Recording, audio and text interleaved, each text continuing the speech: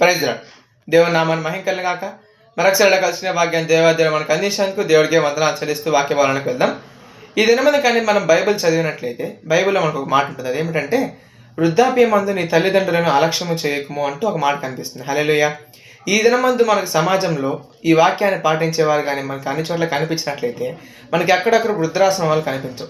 ఈ వృద్ధాశ్రమాలు మనకు కనిపించవు. అలాగే కూడా రోడ్ల మీద ఎవరు కూడా అడుక్కుంటూ మనకు కనిపించరు. ఎందుకంటే ప్రతి ఒక్కరు కూడా అడుక్కోవడానికి లేకపోతే రోడ్ల పక్కన పడుకోవడానికి కారణం ఏమిటంటే వాళ్ళ పిల్లలు వదిలి వెళ్ళిపోవడమే.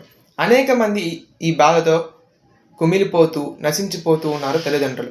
వాళ్ళ ఇంట్లోనే ఉంటుంటారు. ఇంట్లోనే వాళ్ళకి మర్యాద దొరుకుండదు.